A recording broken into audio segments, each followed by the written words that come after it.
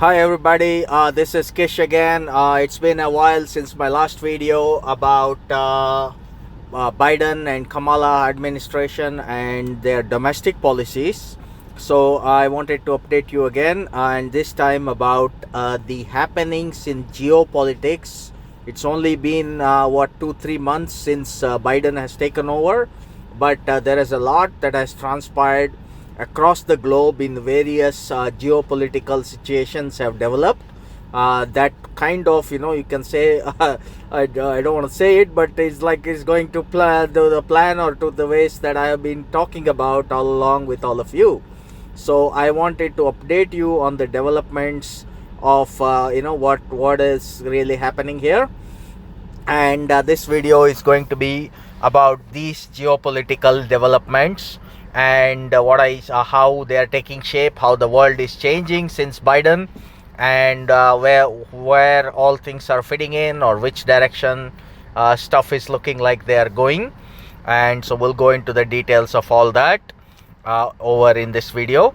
So let's talk about probably from the first major foreign policy meeting that Biden went personally himself, of course, though it's all virtual right now, is the Quad Summit, right?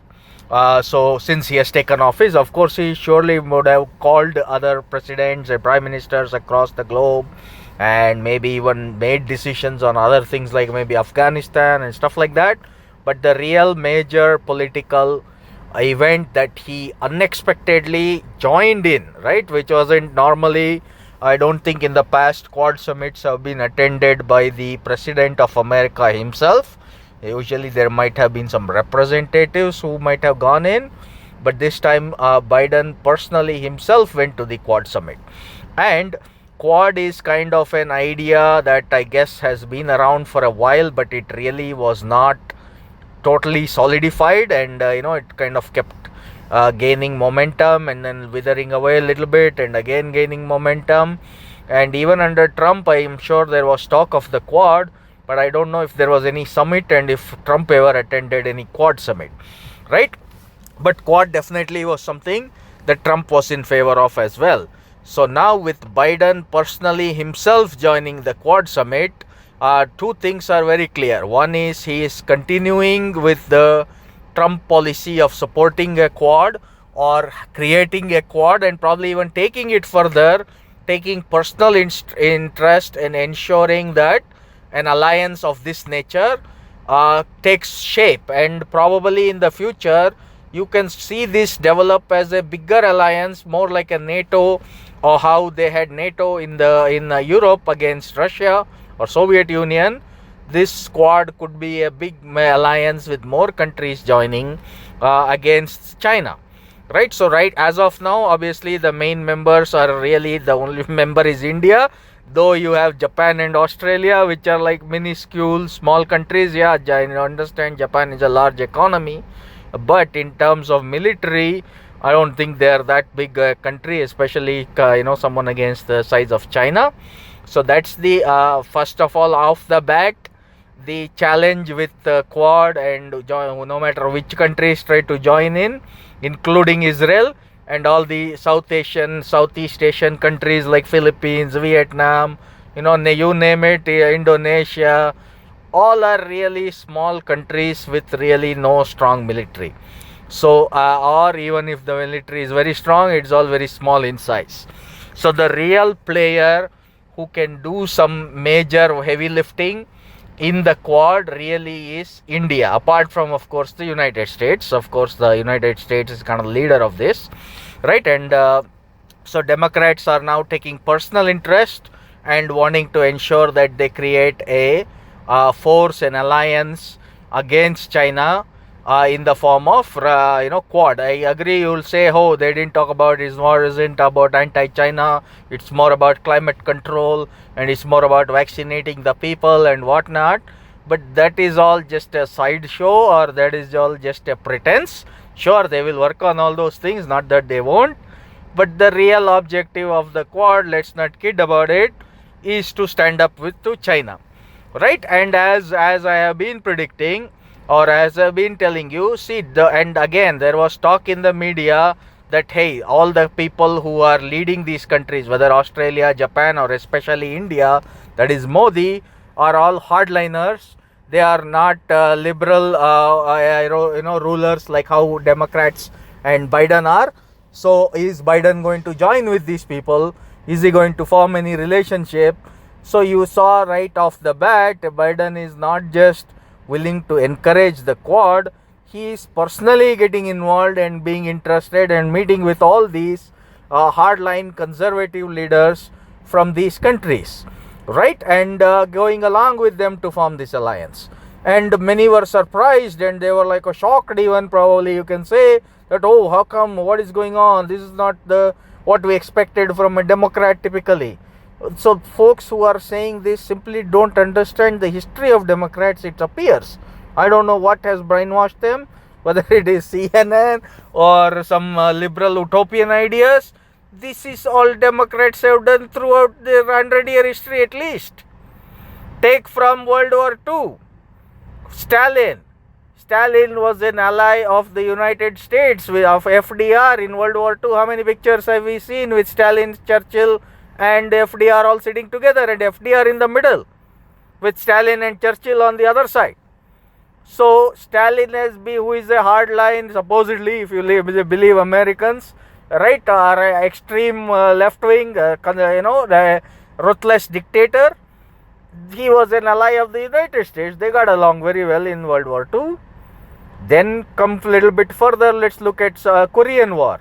In Korean War, all kinds of horrible dictators of South Korea were the people that America supported.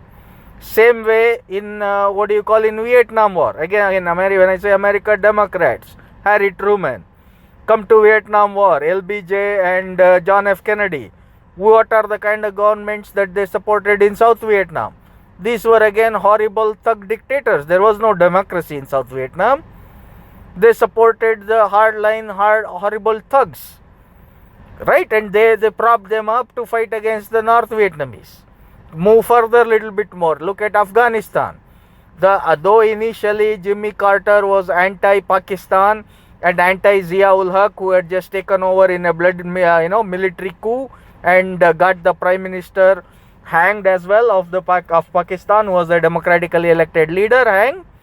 So initially, though Carter and Zia-ul Haq were not liking each other, wouldn't talk to each other, in the end they ended up together, and Carter was allied very nicely with Zia-ul Haq, one of the worst thugs in history, you can say, right? And they together is who created what is today, the Taliban and earlier versions of the Taliban back then, to fight against the Soviet Union. So throughout Democrats' history, they have aligned with such kind of people across the globe and started wars with these same type of people.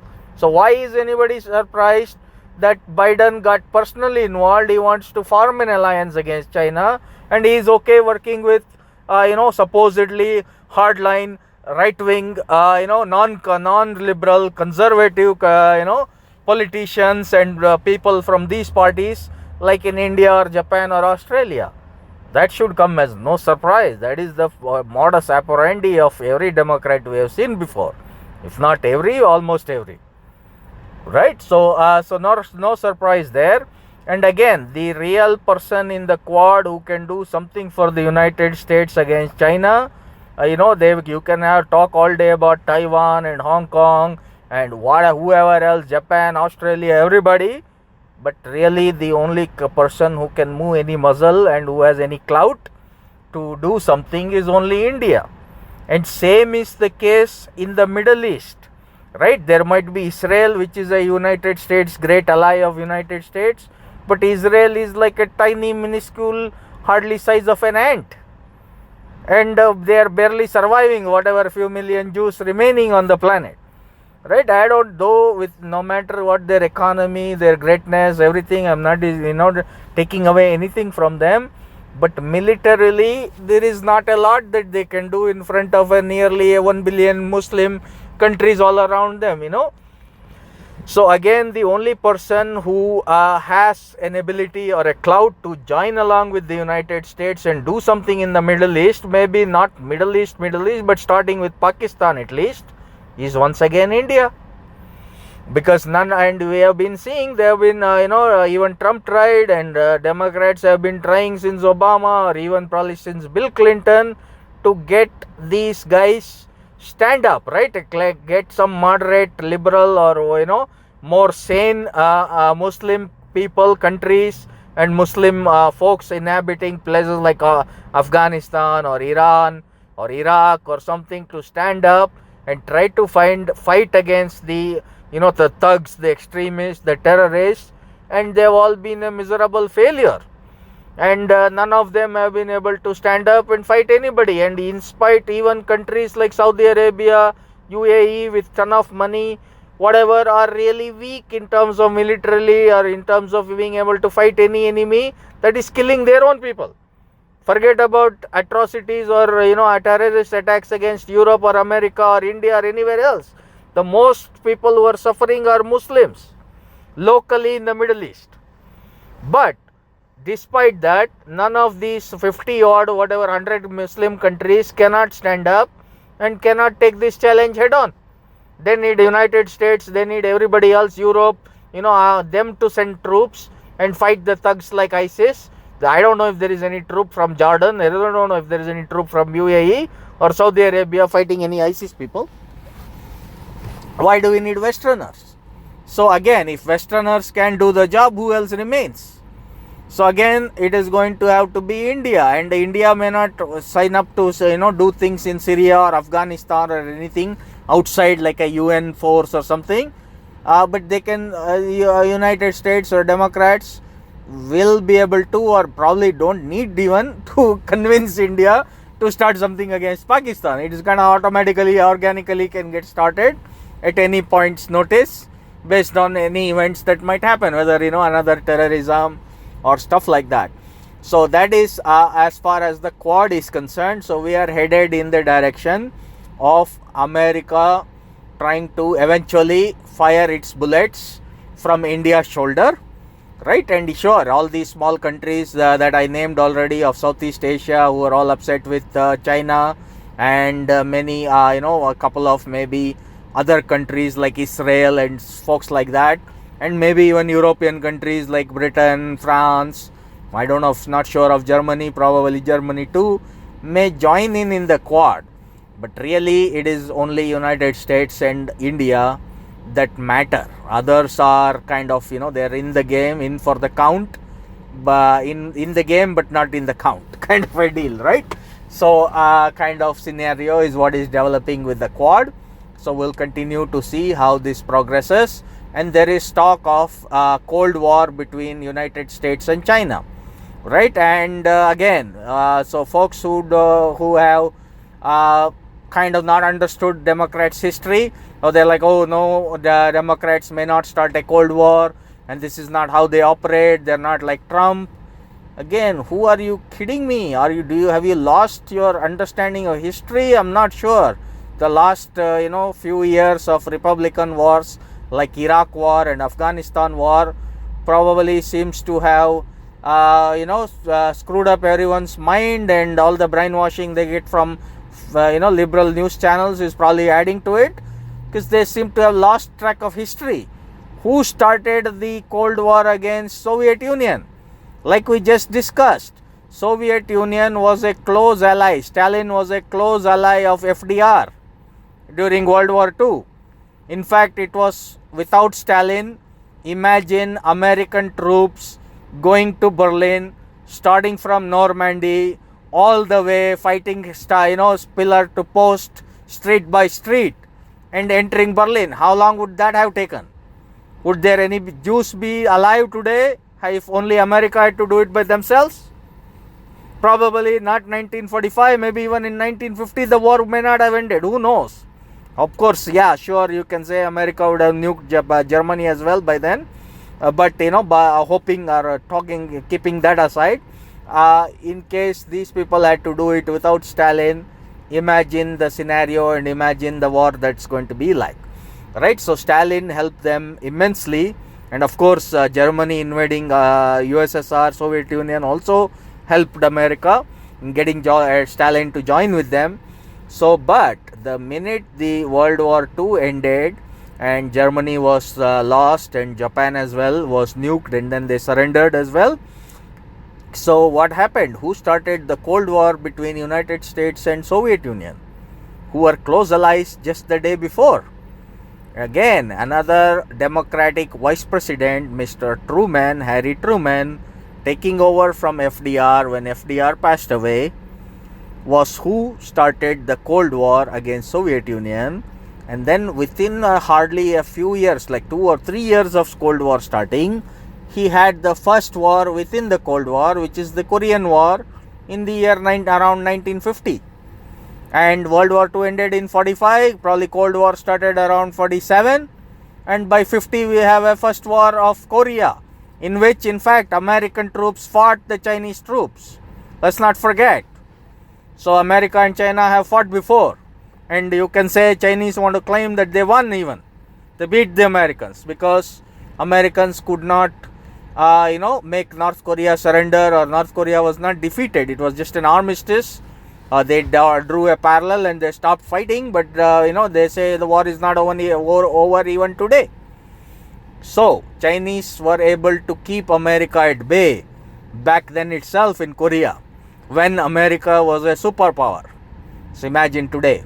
So anyway, the point is that I feel, again, like I've been talking about, there is a highest likelihood that even though Biden may not be that harsh on China, like people expect, and he may not be the person who will start off the Cold War, though he will form these alliances of the Quad and things like that, the likelihood of Kamala Harris starting the Cold War against China is immense, is huge.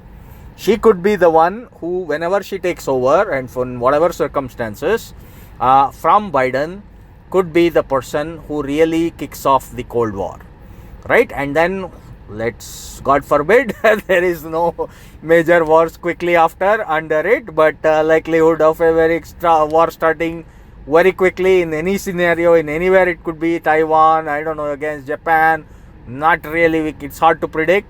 Where the first war in the Cold War, first shooting war, there could be trade wars and other wars, sanction wars, and what kind of wars, companies wars, like banning Huawei or banning this and banning that. Those kind of things happen even now. That's not really war, or it's not like a shooting war. At least people don't die in most cases.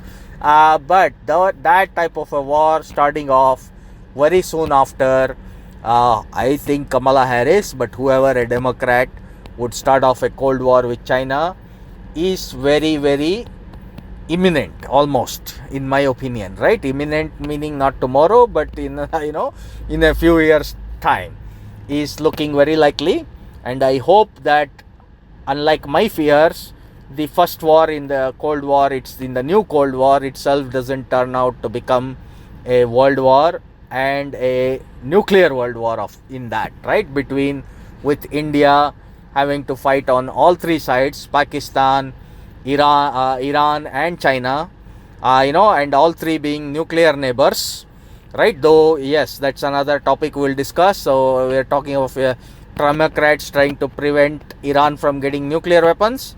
We saw how they did that with Bill Clinton in Pakistan. So I don't expect that there is going to be any major success in Iran either. So, and most likely Iran is going to acquire a nuclear weapon anytime now, thanks to Democrats coming in. So we can talk about that. At least Trump had them at bay.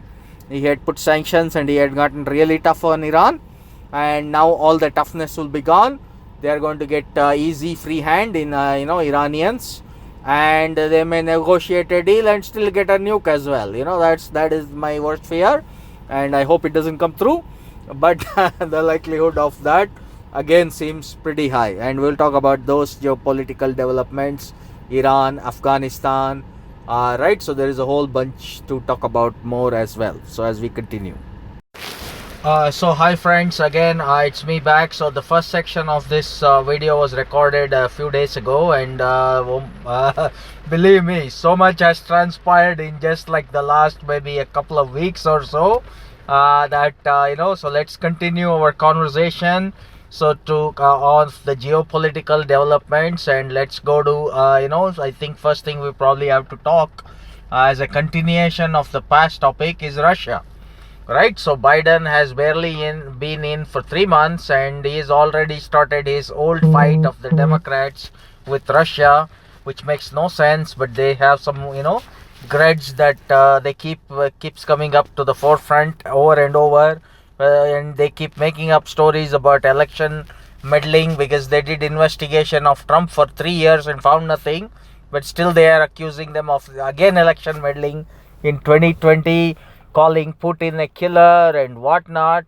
So I don't understand, Democrat, what is this? So in their hatred, Democrats are pushing Putin towards to join with China.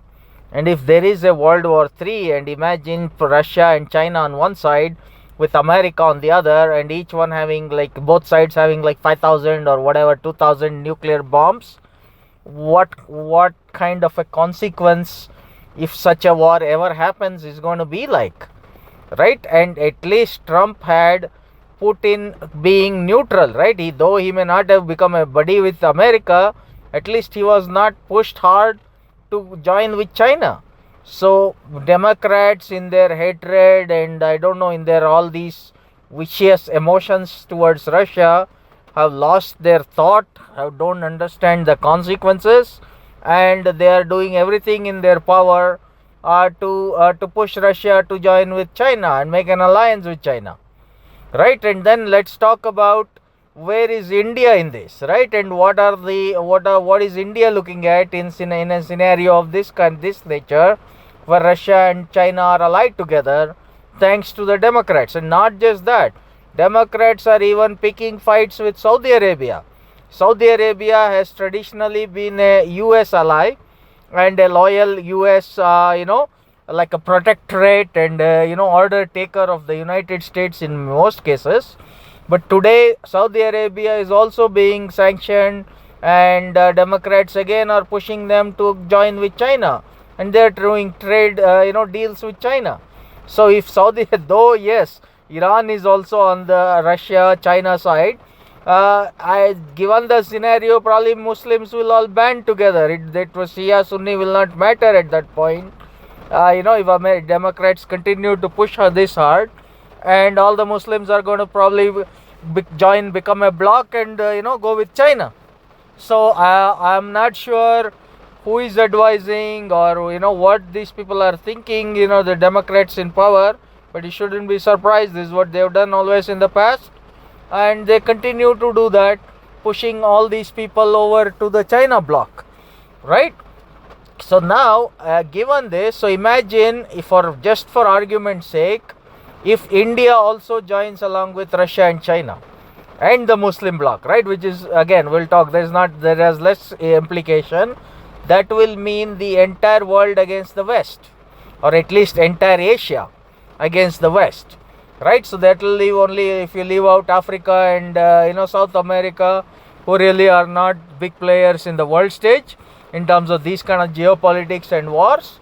So all the Western countries of Europe, United States, of Australia, maybe some one or two like Japan, barring them, the rest of all will be against the United States, and that will almost ensure, if such a war occurs, it will ensure the end of the West, really.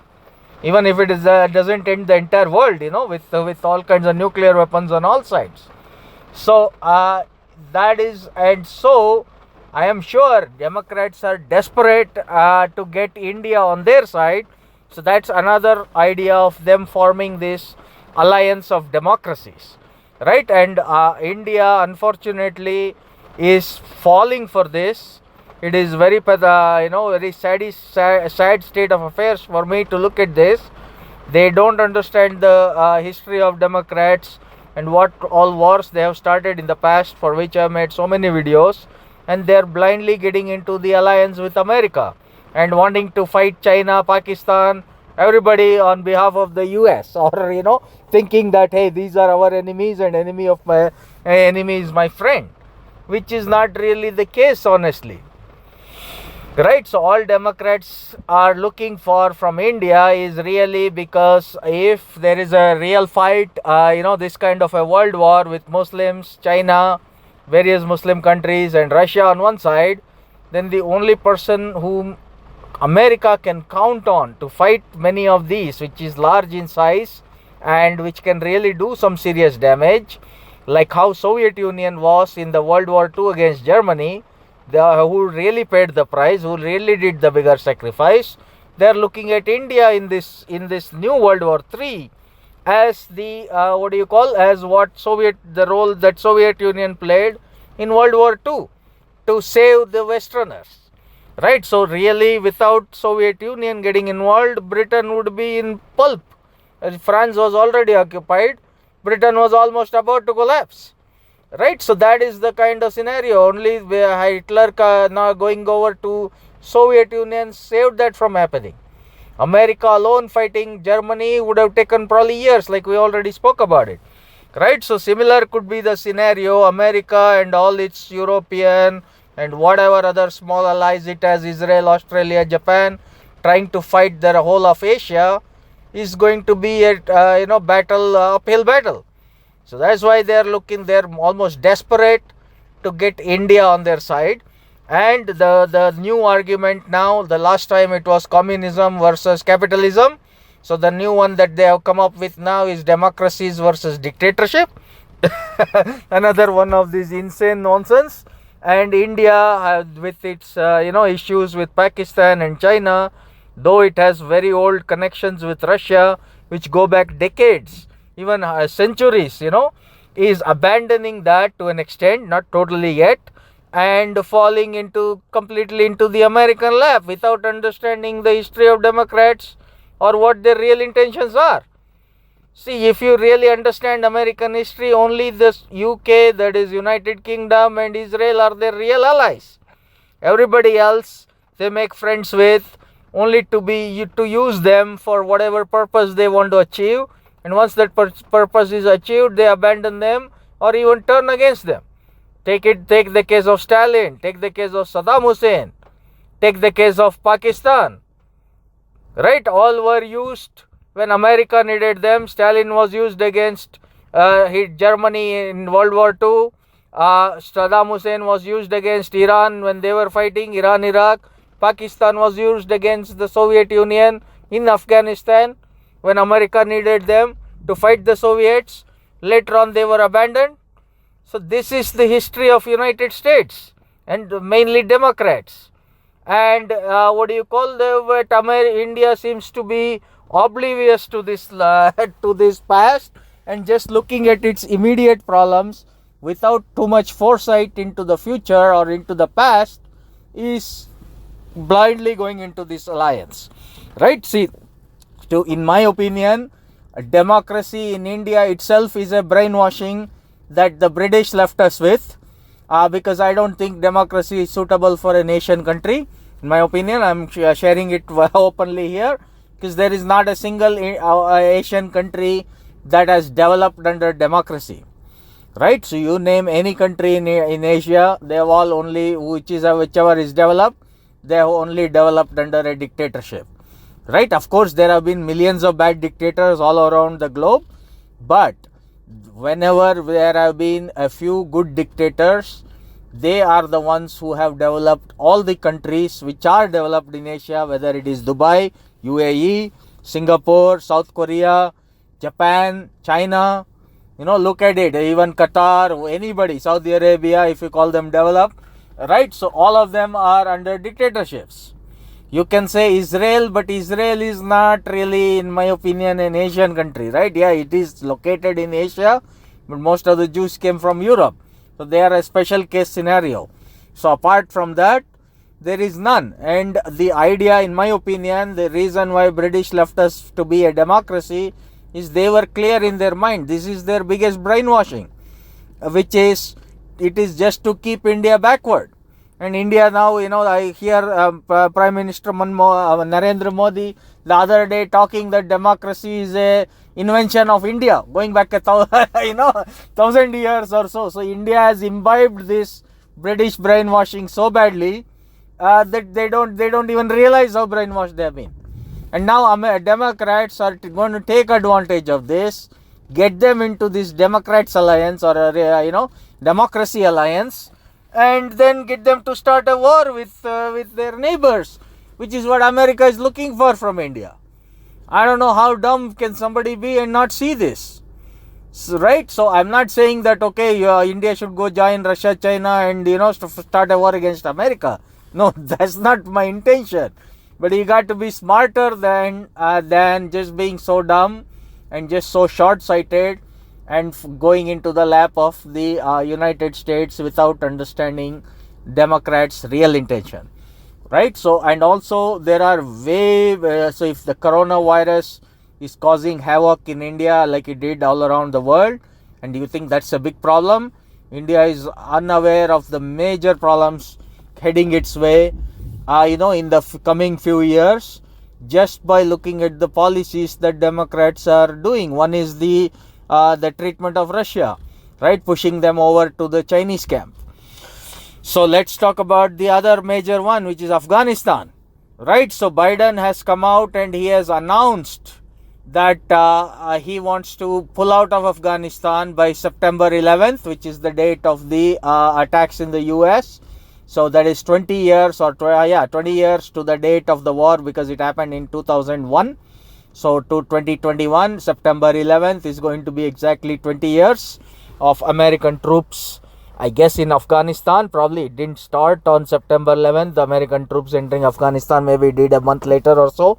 But in any case, so approximately 20 years since Biden wants to leave. He wants to cut and run, and he's most likely going to cut and run, irrespective of whether any agreement or peace, anything can be worked out in these remaining months, because we have seen that with Bill Clinton before in Afghanistan, and what its consequences were, which is Al-Qaeda, Taliban taking over and Al-Qaeda getting a free hand.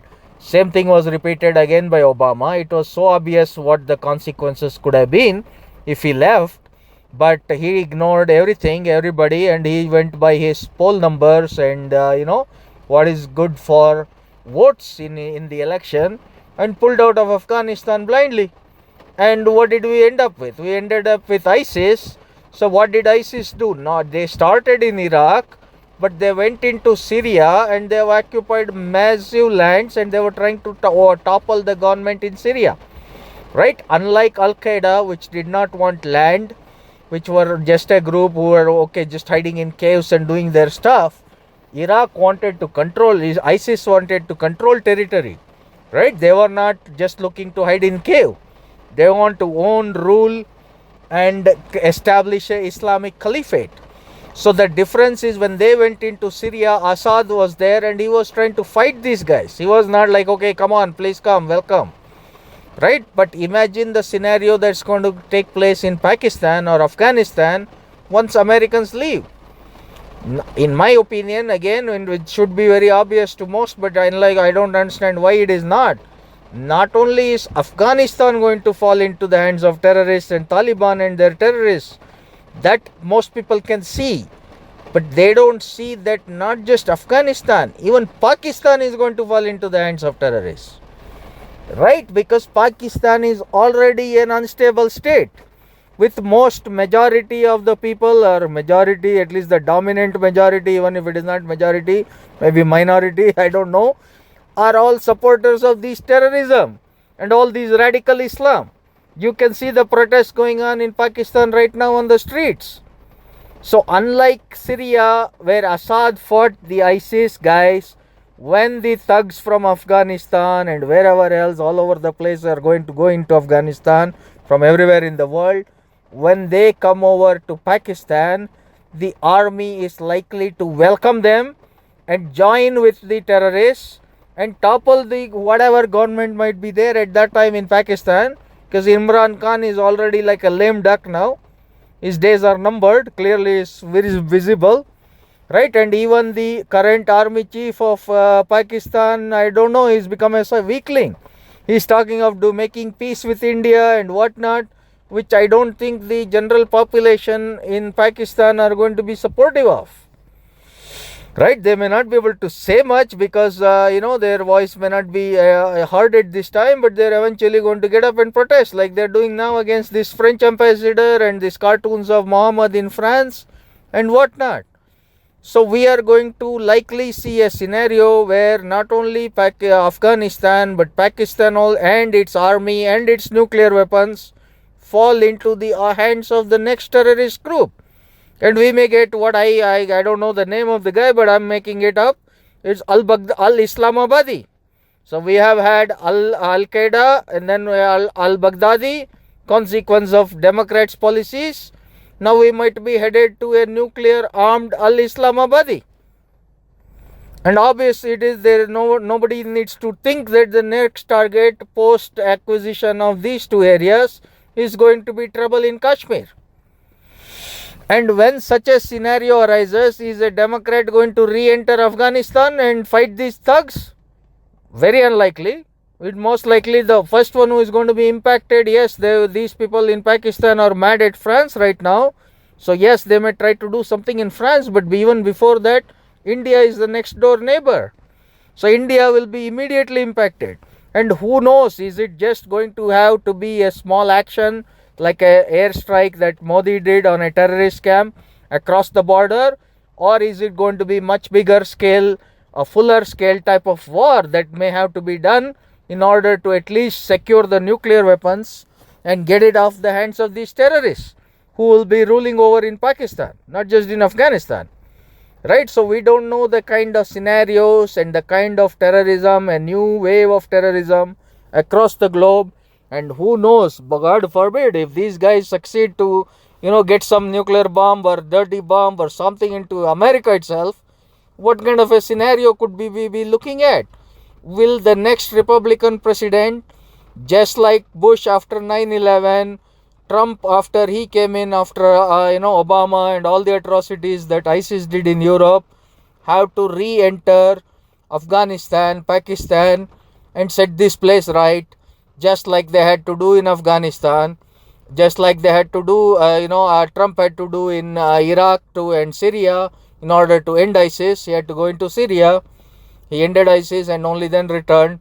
So will he have to again, hopefully if the next president is Trump again, in terms on the Republican side, maybe in 4 years, I don't know about 8 years, he might be old by then. So will he have to go into Pakistan and Afghanistan and set things right again? It all remains to be seen. And how badly is it going to impact India, the kind of terrorist thugs that are going to be roaming around in Afghanistan and Pakistan, right? So once again, Democrats have learned nothing from their past things, and this is not the first time or even the second time. This is the third time they are heading to make the same disastrous mistake all over again. So Einstein's definition of insanity is, or there is another saying, what is that? Fool me once, shame on you. Fool me twice, shame on me. Now this is the third time. It's not the first time that this is happening.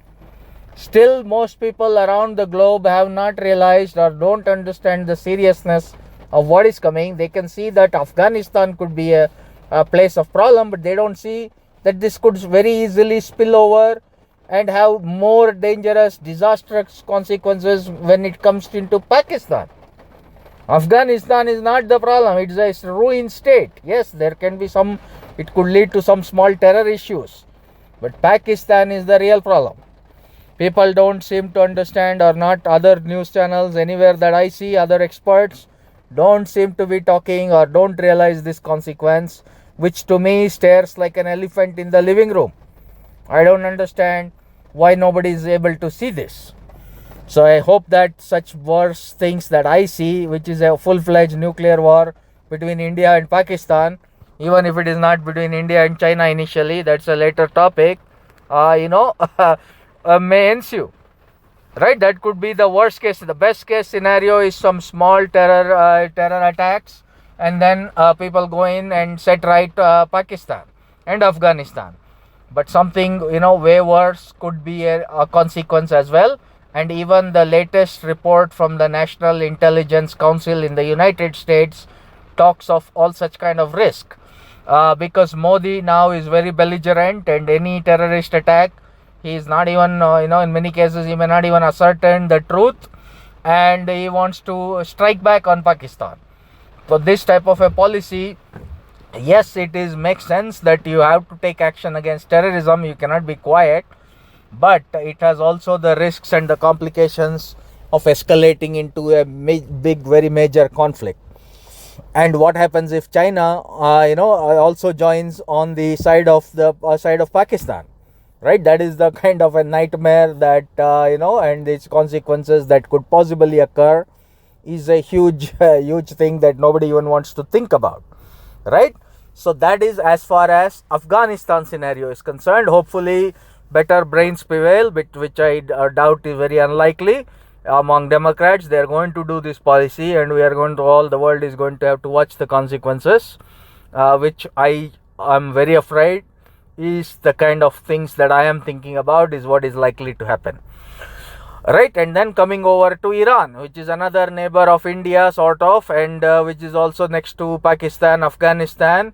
So what are the Democrats doing in Iran? Iran is already enriching uranium, and they have, basically the minute Trump left, all the pressure that was on Iran kind of just evaporated in 1 second, kind of a deal. They just got off the hook, and they're now free to do whatever they want. These people are begging, cajoling, please come to the table, let's have talks, let's be a good boy, I'm going to give you some, sweet meat if you come talk to me. This is the approach of the Democrats, while Trump was telling, showing them the right stick. Better you behave or you're going to get it from me. Right? That's the way to tell, to make Iran behave. Whereas now they just don't have any fear. They're just going to do whatever they feel like. So I'm very scared, very afraid, despite, and not just that, not only could Iran end up with a nuclear weapon in no time, in the meanwhile, Israel isn't keeping silent either.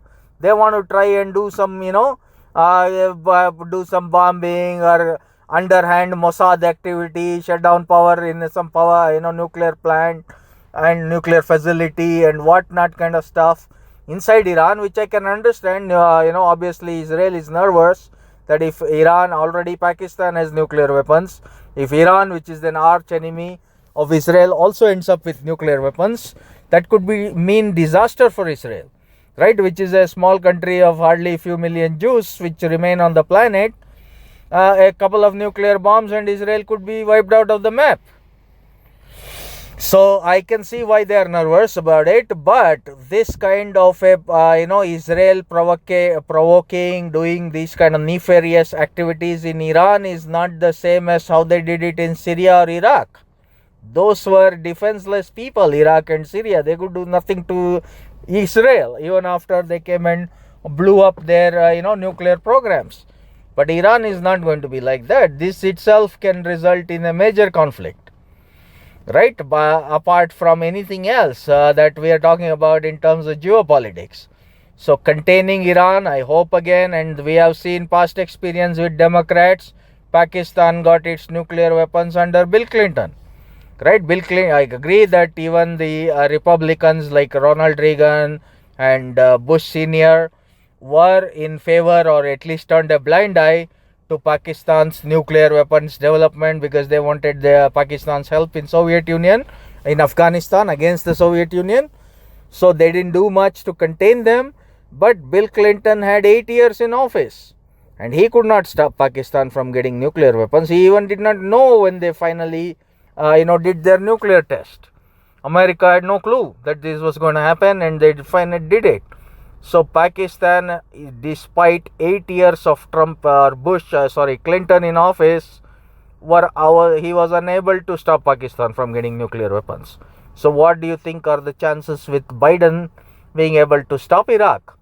Already Obama had done a giveaway deal. Luckily, because Trump got in, he stopped this from going on, and he put real pressure on Iran to curb their activities. Now again the pressure is off, so we'll see what ensues. And in a scenario of a war, a major World War III, India is now will have to, though India and Iran have been traditional allies, the way Democrats are taking this further, if India is in America's camp and Israel and Iran end up in a war, and is India being with Israel and with America, may have to reluctantly start a war or declare war against Iran as well, because Iran is going to be aligned with Pakistan and China and all these guys. So what kind of scenario is India going to face in a reality of this nature, right? So this is really all the fears of mine seem to be coming true.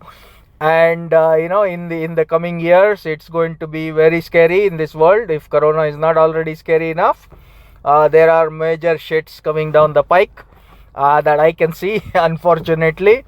And of course, we have discussed Russia to an extent, we have discussed Afghanistan, and we have discussed Iran, but we haven't spent too much time with talking about China, which is the biggest of them all, right?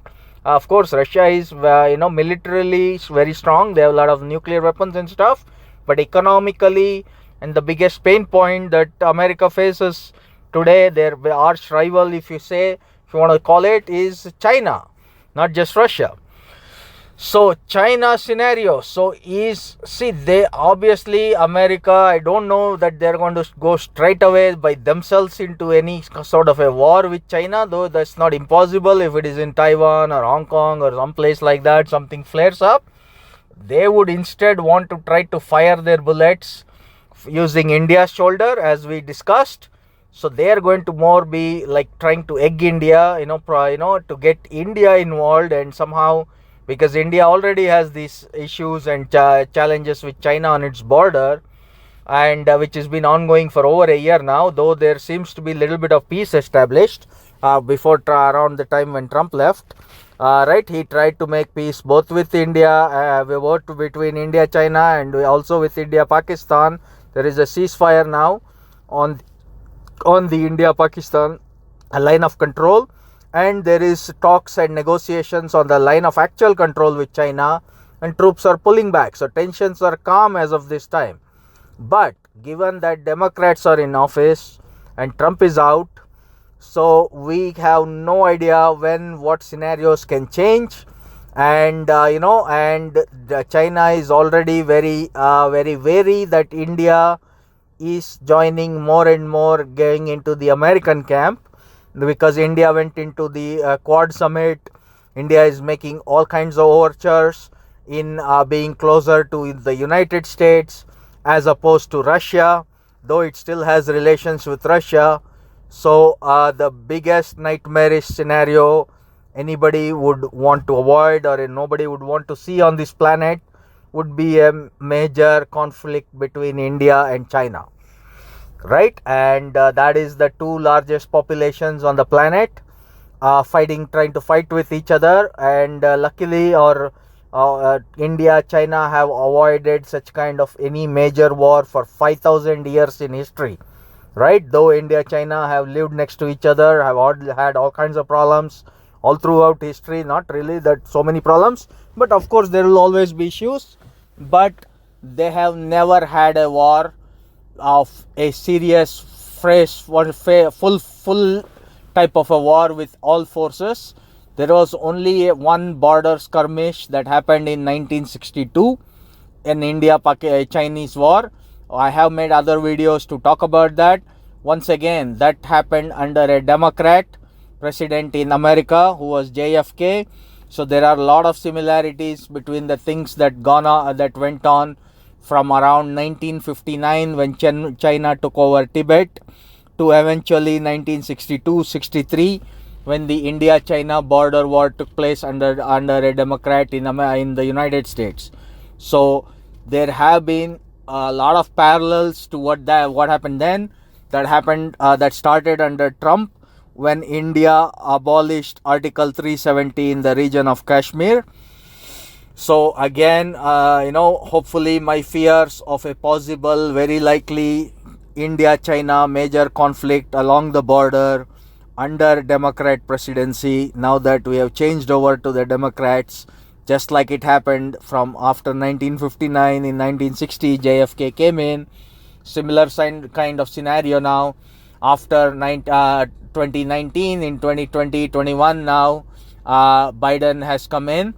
So I hope that nothing like that starts off anytime in the near future, and neither does it get escalated into something bigger and leading to a disaster type of scenario for the entire world, right? And given that we already discussed the scenario of Afghanistan, Pakistan, Iran, Russia, all are playing into this.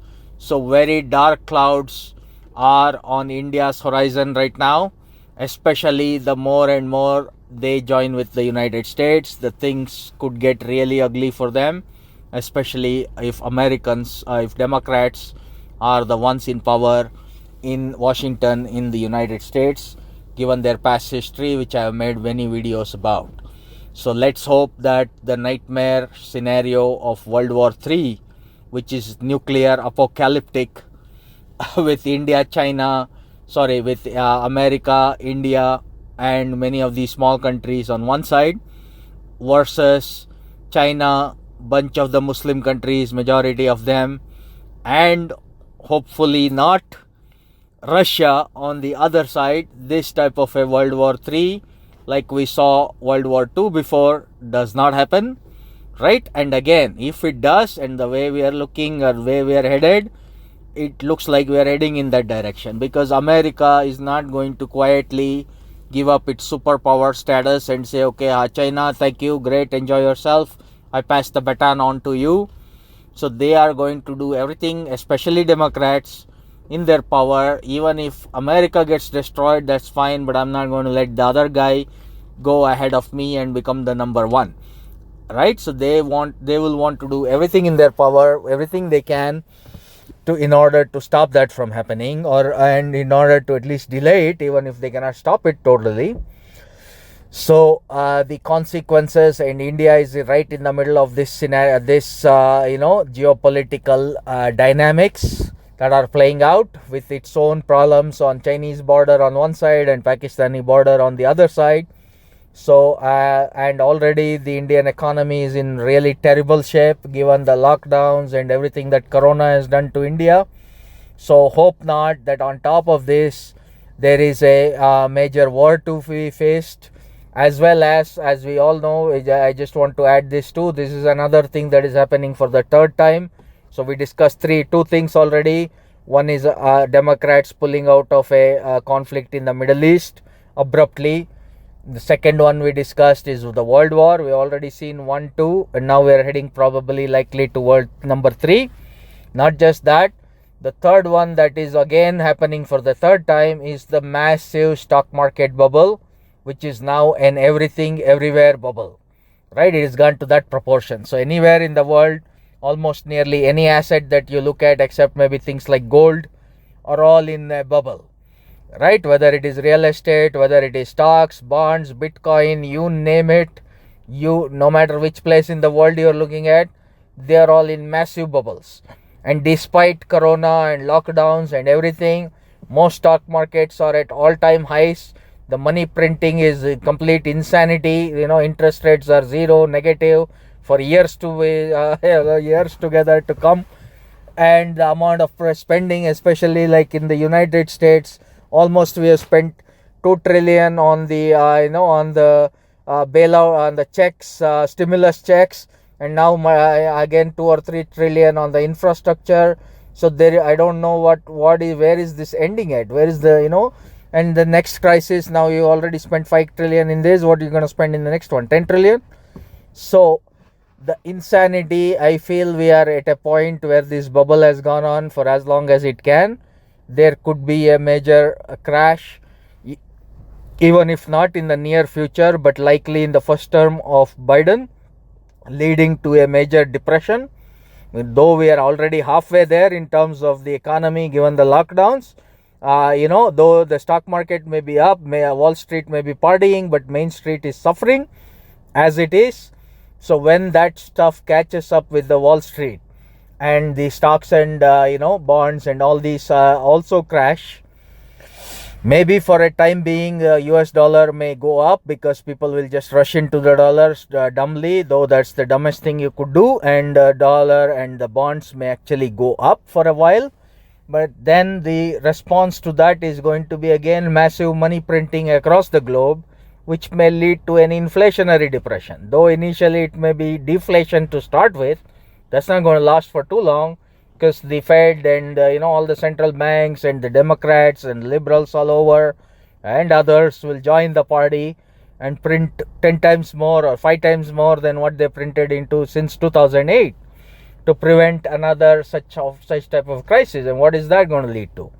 So again, this is a thing that is happening for the third time. We have seen a 2000 .com crash, again followed by similar kind of policies but at a lesser scale, leading to a 2008 crash.